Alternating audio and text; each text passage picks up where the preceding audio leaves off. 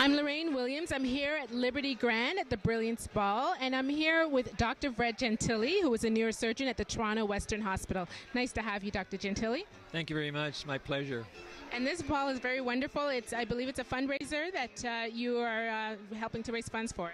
That's right. We're raising funds for a chair for skull-base surgery, which is a type of neurosurgery that deals with difficult tumors at the base of the brain. So we're trying to raise funds for a chair for basically to help patients with these type of tumors. And why skull-base therapy? Well, skull-base surgery is a subspecialty of neurosurgery. It's a part of neurosurgery that deals with very difficult tumors, as I mentioned earlier, in the base of the brain.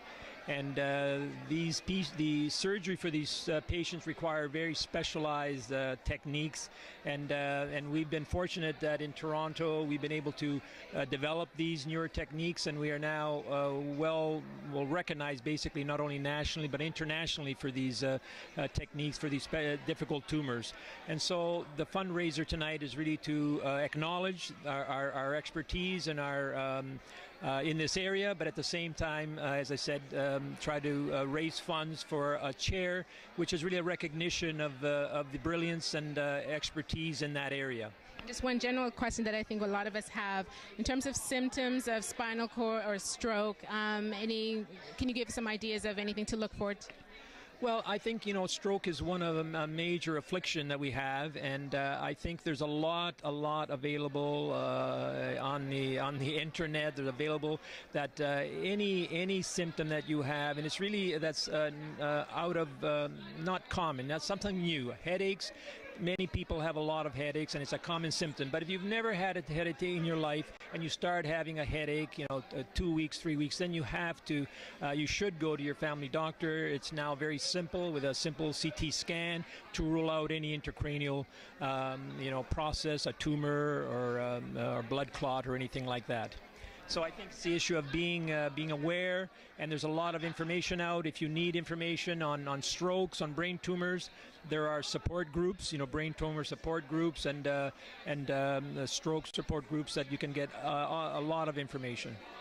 Thank you very much. You're so knowledgeable, Doctor. And just want to say this is a brilliant ball that we're having tonight, and it's so honored to be speaking to Dr. Gentile. Thank you very much. Listen, thank you very much for interviewing me.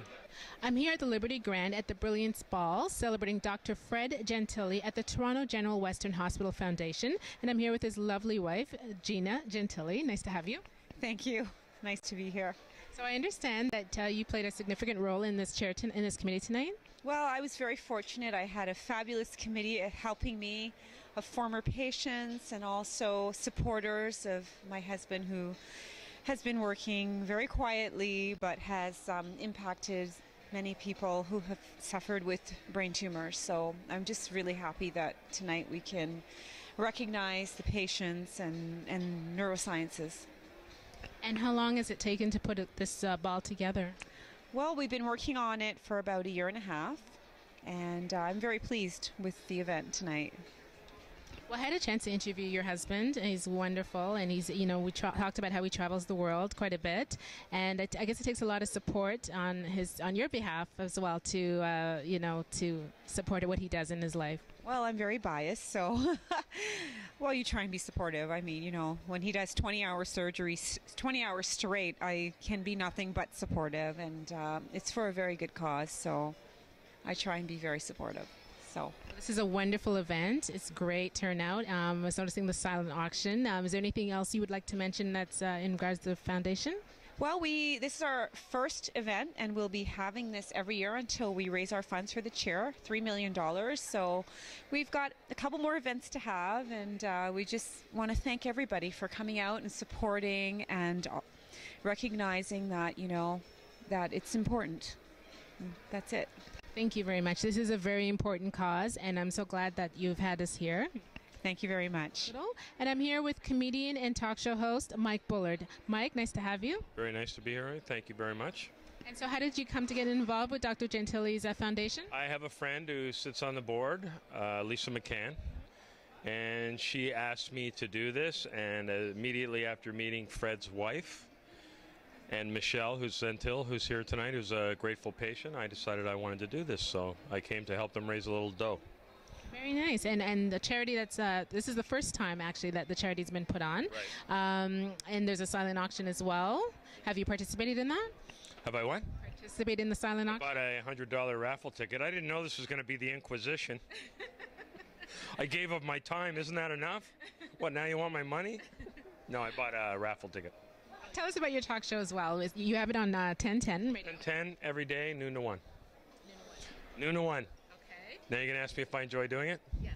Even if I didn't, it's only an hour a day. Come on. Gives me 23 hours a day to do what I want. Exactly. It's great. So you're living the dream. I'm living the dream. I'm living the dream of Canadian show business, only working an hour a day. I'm here at the Trey Armstrong Give Back Foundation, Dance It Up. I'm here with Canada's own superstar, Trey Armstrong. How you doing, Trey?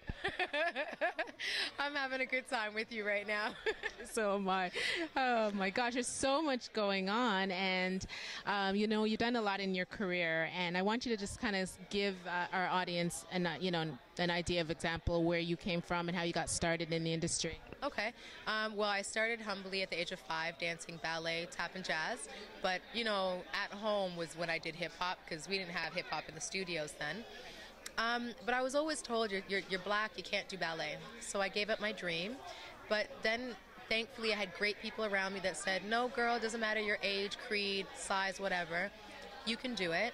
And I went back into dance in university and found myself doing movies and doing commercials and things like that. And when I got a voice, I said, I've got to do something with this. And hence the foundation. And now I decided to give back, where the name of the actual event, the Give Back event, happened. We started 5 years ago. 30 people, 3 dance classes, that was it. And now we've humbly grown into, you know, over 500 people and over 25 dance classes. And this year we put in an online portion called Dance It Up.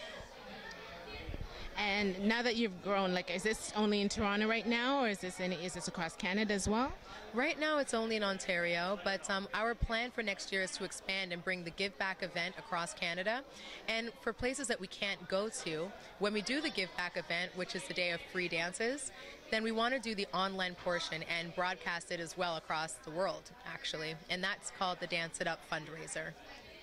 Now, Trey, you've had an amazing history, and you've been dancing for many years. You've also been a judge, and So You Think You Can Dance Canada, a show that was extremely popular in this country and online and around the world, actually, as well. So just going back into your history, just tell us what was so passionate, what drew you to dance?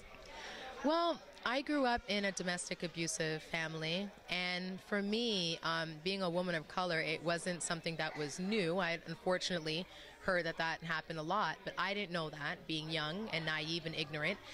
But it was dance that literally kept me alive. One day I had this thought of, I can't be here anymore. God, I'm coming back to you.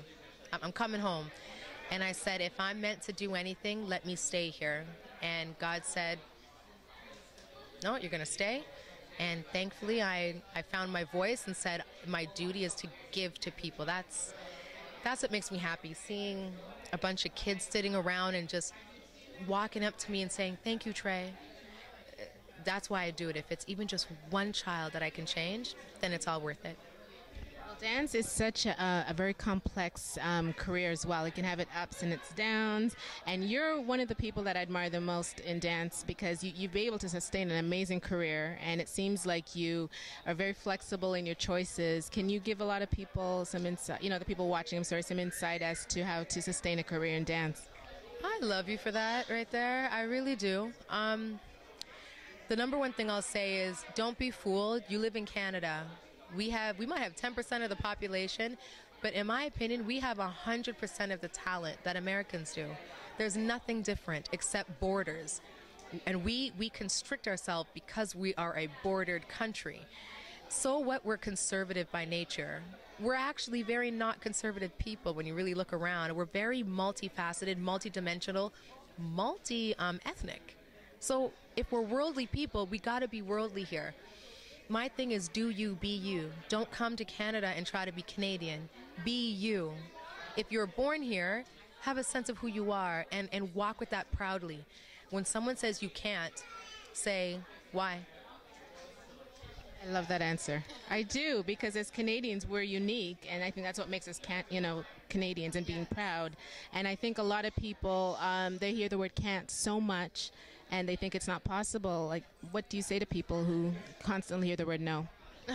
Can't to me is an acronym, and it just stands for certainly I'm not trying to. So when someone says you can't, I go, no, you're wrong, because I certainly am trying. And you know what? I'm not going to try anymore. I'm just going to do. So from now on, I say, do you. And that's all. That's it. It. I mean, if we make it too complicated, it becomes complicated. And I think that we just need to focus on, if you have a dream, go for it. Why work on your backup? You're going to be a backup forever. So go work on your dream. So what would you say the pros or cons, like versus when you started versus the kids that are starting today? Oh my gosh, YouTube. It's a pro and a con. The pro is that you learn so much more, on YouTube. When we were growing up, it was barely Rap City that we had to look at for hip hop, or any kind of Caribbean thing was very hard to find, right? But now YouTube has everything that you need. So it's great, but it's also negative because it doesn't allow us to also be our own person and grow as a unique talent. We depend on the video to tell us what we're supposed to do. No, totally wrong. So an example would be for people to maybe not watch YouTube as much, get out there and, get something going for themselves. Yes, like our foundation has a very unique program called Detour, and we did it for all girls first. And in this program, not only do the girls tell us what they want to do and tell us what styles of dance, we also get them to create their own cartoon dance characters. Why? Well, it's a way to kind of show them that, you know what, you can be something that you want to be without being human, and you can make it fun and creative, but you can also use it to inspire yourself to dance. And I created these dance cards called Davatars, Dancing Avatars. We'll have to talk about that. And it's the cartoon characters that they create is inspired by the Davatars, because every Davatar is a different character and in a different urban move, and it just all ethnicities, white, black, Asian, brown, everything, and fully clothed, but funky, fresh. So that's what I wanted to inspire, that you can be anything you want to be, regardless of your size or your creed or your look or your sexual background. Just keep dreaming, and you will achieve. That sounds beautiful. I love that. And you said the program's for girls. Is it also for boys as well who are interested in getting into dance? Well, we're looking for more funding so that we can bring it to all boys. We started in Parkdale with all girls. High success rate. We had 11 out of 15 girls continue the program for 12 weeks, which is a great rate. Over 75% of them stayed with us. And we're hoping to bring it across Canada now. And you're also on Facebook as well? You know it, yes. So you can find me at Trey Armstrong on Facebook, and also my dance studio. A New Day is also on Facebook. So check us out. Do you want to also talk about New Day and explain, for people watching in Toronto and maybe outside of Toronto as well who are interested in getting involved? Please. So the dance studio that I opened up in 2011, last year, it's called A New Day. And A New Day stands for A New Dance Academy for the entertainment industry. So it's all about love and community and making dance more than just dance. It can be a business. So I think a lot of Caribbean parents think that dance doesn't make any money. I can speak from experience. Yes, they do, especially in the arts. Mm-hmm. And it's totally wrong. Maybe in Canada we don't get as much, but you know what? You can make it. You just have to know how to hustle. You got to be business-minded. You can't just be a creative entity here. And you got to know what doors to push and how to create an opportunity. And that's what we do at our studio. We teach our kids dance technique, dance style, but also how to be a business entity. I'm glad you brought that up, actually, because business is the key in whether it's music or acting and, of course, dance. Do you find, are you encouraging students to maybe travel abroad? There's a lot outside of Canada as well, and they can just kind of take, use their talent here and show the world, but also come back here as well and show Canada what they've learned as well.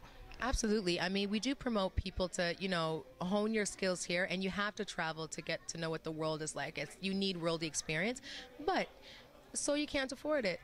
No problem.